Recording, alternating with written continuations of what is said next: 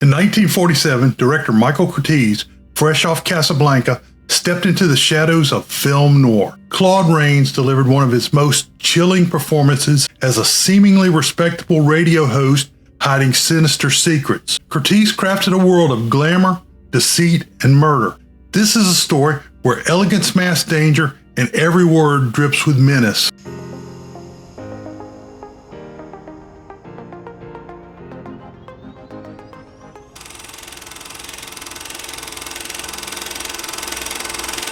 Hello to all the classic people. I want to thank you for returning and welcome any visitors and let you know that there will be spoilers ahead. Today, we're talking about The Unsuspected 1947. Since this film is from 1947, it falls squarely in the middle of the classic film noir era. This film has way too many characters, making it hard to follow on the first viewing, but that's not to say it isn't worth a watch. It's filled with A-level talent, and the story and the hidden clues are interesting as you figure them out. The talented and prolific Michael Curtiz directed this film. The cast is amazing, with Claude Rains, Audrey Totter, and Fred Clark in his first role. On IMDb.com, this film has a 7.2 rating, and that seems about right. On RottenTomatoes.com, the film doesn't have a tomato meter score, but it has a 77% audience approval, echoing the IMDb score. Cranky old New York Times film critic Bosley Crowther wrote in an October 4th, 1947 review, quote, "There is reasonable ground for suspicion that the people who made The Unsuspected thought they were fashioning another Laura, a popular mystery of a few years back. But beyond a brisk flurry of excitement and wickedness at the start, it bears little show, mainly resembling to that previous top-drawer effort in this line. The yarn gets away temptingly. Once launched, however, it starts leaking, pulling apart at the seams, and generally floundering in a welter of obvious contrivances and cliches. Claude Rains is intriguing as the fashionable radio ghoul, and Michael North, a new young actor, looks good as the lad who breaks the case. However, the rest of the performers are as patently artificial as the plot." Unquote. This time I have to agree with Crothers on the review and the ratings mentioned above. However, I found this film noir mystery interesting for another reason. So let's get going with the actors. The cast was led by the great Claude Rains, playing the role of Victor Grandison. I talked about this great actor in The Wolfman 1941, Casablanca 1942, Notorious 1946, and a few others. Great femme fatale actress Audrey Totter brought sass to this movie as Althea, Victor's niece and ward. I have spoken about this master of the glare in Lady in the Lake 1946 and The Setup 1949. Hangdog-faced Fred Clark played homicide chief of detectives Richard Donovan. This was Clark's first role, but I talked about Clark in Sunset Boulevard 1950. Joan Caulfield played the role of Matilda Fraser, Victor's wealthy niece and also ward. Caulfield was born in New Jersey in 1922. She had a private education before attending Columbia University. After failing to succeed on the stage, Caulfield turned to modeling, where she achieved remarkable success. Her modeling work led to other acting roles. Her first film credit was in 1945, but her first memorable film was probably today's film. She appeared in the comedy Dear Ruth 1947, opposite William Holden, playing a demure female. This typecast her and started her film decline. She continued to act on stage and making films through 1951. Beginning in 1952, most of her work was on television. She had a short-run television series called Sally. Caulfield continued to work, with her last role being on Murder, She Wrote back in 1987. She achieved success after her time in Hollywood, earning money through business and stock investments.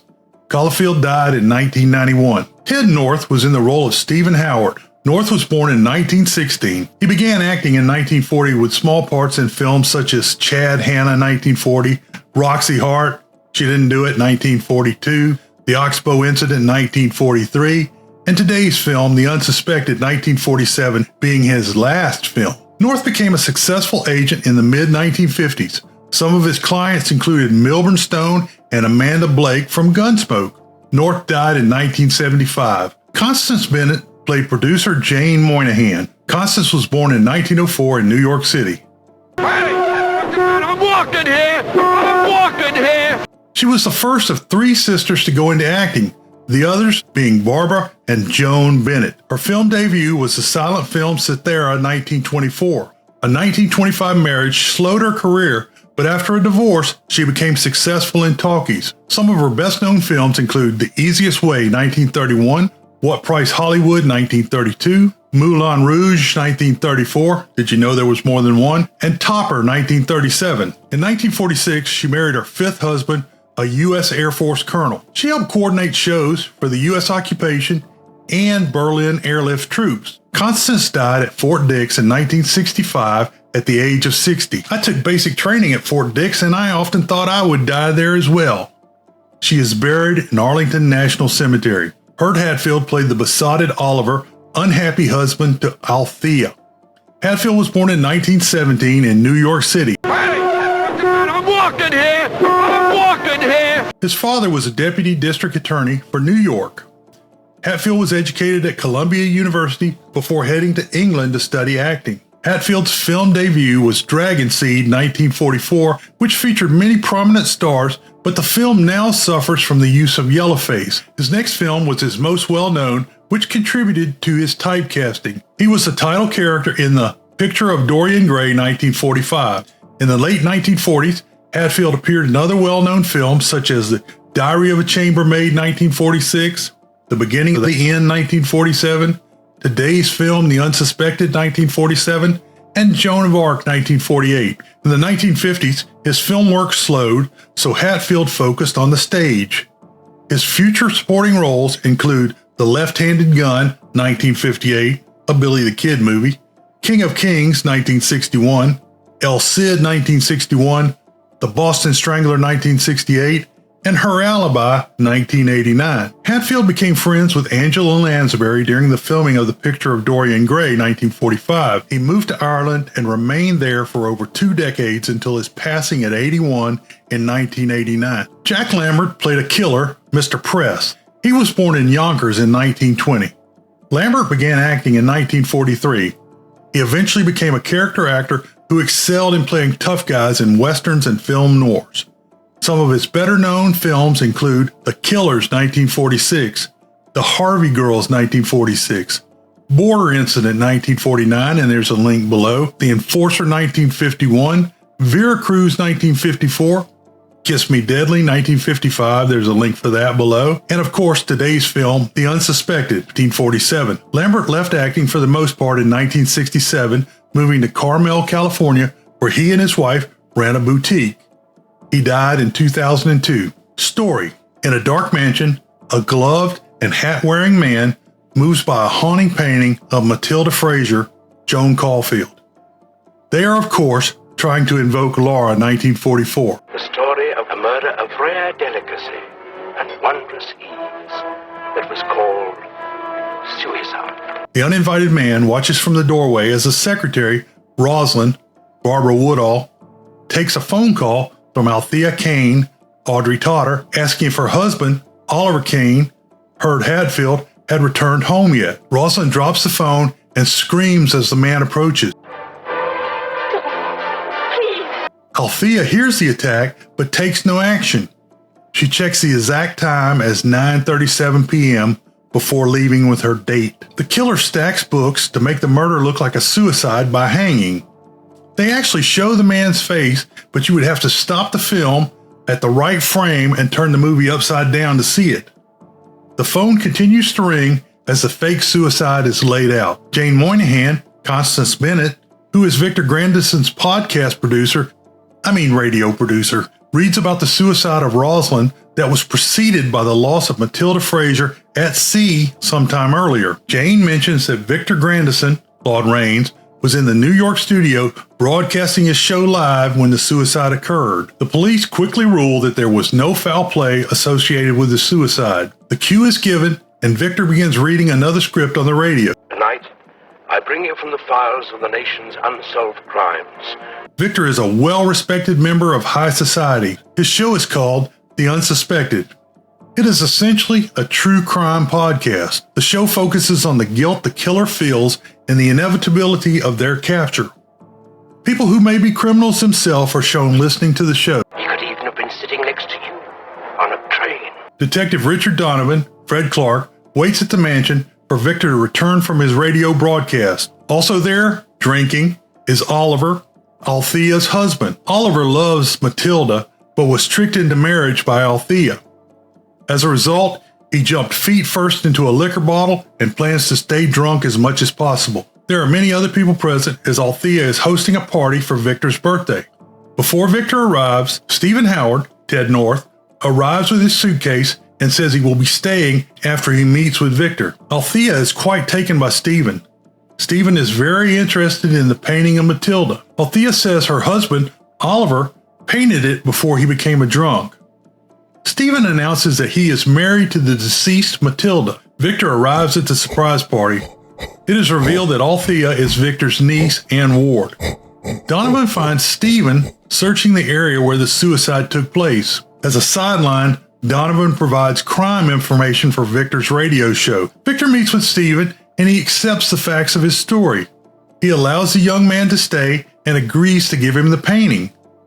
Stephen says they were married 3 days before her ship went down. He says he didn't know about Matilda's millions. Matilda is shown to be alive as she boards an outbound plane in Rio. Victor works on his script with his producer Jane.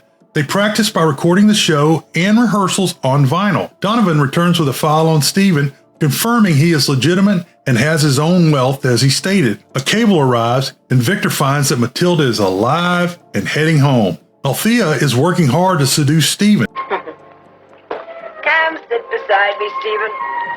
I'm lonely. Terribly lonely. Grandison lets Stephen know his wife is coming in the next day. Stephen meets the still shocked Matilda. Stephen acts shocked when she doesn't recognize him. He takes her to a hotel where they allegedly stayed. After she calls Grandison, he tells her that they are married. Then the waiter comes by and calls her by her married name. On the way back to the mansion, they stop by a justice of the peace, Walter Baldwin, who performed the ceremony. He remembers Matilda and verifies that the marriage is legitimate. Back at the mansion, Grandison, who only lives off Matilda's wealth, is being held at gunpoint by Mr. Press, Jack Lambert, who says he can't sleep since Grandison made a broadcast about an earlier murder Press had committed. Grandison has Press put the gun down. Then he plays on vinyl a recording of Press confessing to the murder. Press breaks the record, but Grandison says he has other copies. Grandison says he enjoys playing God as Press leaves. Outside, Stephen arrives and sees the mysterious Press leaving. Matilda goes to her room only to find out that Althea has taken over her room. Sweet Matilda is going to let Althea stay until Althea starts complaining about how unfair it is that a rich person married another rich person. Althea goes on about how she and Oliver, whom she stole, don't have any money. Stephen meets Jane and they go to the mansion bar for a drink with Oliver. Oliver gets on Stephen for being too friendly with his wife. You could manage to be a little less attractive to my wife. Try being nasty. I have. Try harder. Oliver is concerned about Matilda's feelings because he still loves her. Grandison tells Matilda that he thinks Stephen is a fake. Stephen leaves early one morning on the train. Grandison uses the time to search Stephen's bungalow. He finds a picture of the dead Rosalind, which says to Stephen, with all my love. In the city, Stephen meets with Jane. Like a good podcast producer, she has gathered records from a reporter and telephone logs. Stephen thinks Grandison is onto him. Jane also has a letter from Rosalind from the day before she died, and she was not suicidal. That night, Matilda comes down for dinner, and it is awkward with Oliver. She goes into the office to see Rosalind, but it's Jane working inside. Jane has to tell that Rosalind was found dead hanging from the chandelier. Detective Donovan now has Rosalind's letter and file. He calls Grandison and says he has to come see him. Donovan shows a photo taken at the crime scene with Grandison and a clock showing 9:35 p.m. Donovan says a knocked-over lamp blew a fuse, giving the time of the murder. He also says they know about the 9:34 p.m. call from New York. Donovan also wants to know who hung up the phone at the murder site. The photo shows Grandison upside down, looking at the desk. Oliver is outside talking to Matilda and sees Althea meeting with Stephen. Matilda freaks when she finds out Rosalind was murdered. Donovan asks to see Althea in the morning. He reviews Grandison's alibi of the show and train schedule. Grandison snoops on Althea and Stephen. Althea is mad about having to rely on Grandison and Matilda for her money. Stephen tells Althea that Rosalind was murdered, and he has given the police that information. She tells him about being on the phone with Rosalind screaming. Grandison goes back to the drunken Oliver, who says he is leaving Althea. Althea comes into the bar, and Grandison begins recording the fight on one of his albums.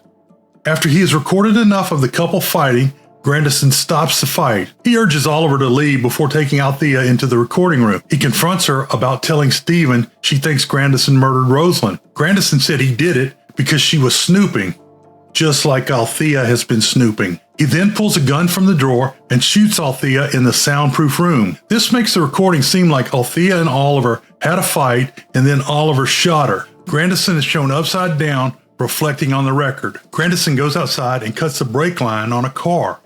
He then gives Oliver the key to the car before planting the murder weapon in Oliver's overcoat. Stephen goes to Matilda to warn her that her life is in danger. He also says Althea told him that her seduction of Oliver was Grandison's idea. Of course, Grandison overhears this conversation. Matilda doesn't want to believe, but the evidence is piling up. Grandison puts on the record that he spliced together of the fight and his murder. Matilda and Stephen hear the sound of the assumed murder. Grandison acts shocked that Oliver is gone, pointing to a window that he had opened. Stephen goes outside by the open window and sees Grandison putting the recording away. Stephen calls the police and they get an APB out on Oliver and the vehicle he is driving.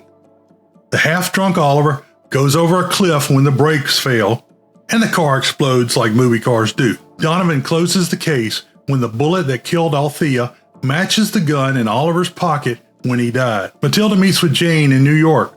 Stephen is sitting at the bar. Jane invites him over and then she leaves. Stephen confesses that he paid the waiter to call her Mrs. Howard and they are not really married. He says he knew Rosalind and assumed they would be married. When he returned from the war, she was dead. The Justice of the Peace was actually Rosalind's uncle. He also tells that Grandison murdered Oliver. Grandison has a show recording from the night of Rosalind's murder and could have made it back in time to kill her. Matilda tells Grandison that she loves Stephen. He gives her his blessing for their marriage. Grandison asks Matilda to help him with his script for the night. He has her write out a suicide note, seemingly for the show. Grandison calls Press and demands that he come to the mansion to do a job for him. Press is not happy. Stephen slips into Grandison's office to search. He finds a hidden recording and plays it. He immediately calls Donovan, but is cut off when Grandison discovers him in the room. Grandison destroys the recording in the fireplace, and Matilda prepares to leave with Stephen. Press clubs Stephen over the head with a blackjack and loads him into a wooden trunk, which he places in the back of his truck. Matilda sees Press tying down the trunk. Grandison chews out Matilda, but as soon as he sees Press leave, he changes to Mr. Nice Guy. He tells her Stephen will be right back. He offers her a drink that he spikes with a Mickey Finn.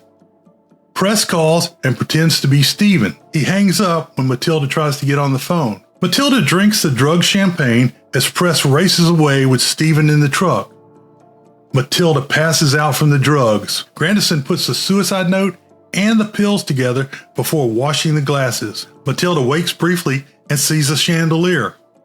It sparks her to get up and she sees the setup. She passes out in the hallway, but is soon discovered by Donovan, who has come over after Stephen's failed phone call. Press drives recklessly, hits a car, and the police begin to chase him. If you're committing a crime, obey the traffic laws. Matilda is okay and traveling with Donovan. Matilda identifies Press's truck for Donovan, and he increases the number of chasers. Press arrives at the junkyard and dumps the box by the claw that's loading debris into a fire. The police arrive and arrest Press. Donovan stops the claw operator just as he is about to drop Stephen into the fire. Not knowing what has happened, Grandison begins his show. As he sees the police arrive in the control booth and block the exits, as well as Matilda and Stephen alive, he changes the story and announces that he is a murderer and was indeed the unsuspected. Thank you for taking the time to listen. If you want more, be sure to subscribe hit the like, and ring the bell. You can support the show by using any of the affiliate links in the description. Conclusion. Curtiz was a prolific director across many genres. In this film, he left a small Easter egg, as the radio station call sign was WMCB, a combination of his initials and WB for Warner Brothers. Hurd Hatfield, as Oliver, tells Joan Caulfield, as Matilda, that her portrait has died. He is referring to one of his most important films, The Picture of Dorian Gray, 1945. This film had a very effective score from composer Franz Waxman. Waxman won 2 consecutive Oscars for Sunset Boulevard 1950 and A Place in the Sun 1951. When Donovan compares the bullets in the police laboratory, they use a stock shot from Torchy Runs for Mayor 1939. In the end, Victor Grandison couldn't escape his own performance. His arrogance exposed him live on the air for the world to hear. The Unsuspected 1947 may not be at the top of my all-film noirs list, but it deserves a place in the spotlight. An elegant, overlooked gem of Michael Curtiz's Warner Brother era. If you enjoyed this dive into a hidden classic, be sure to like, subscribe, and join me for more journeys into the shadow of film noir. World famous short summary. Did he have a true crime podcast in 1947? Beware the Moors. In a couple seconds, some boxes are going to come up. One is another movie review that I recommend that you watch, and another is a playlist of similar films to today.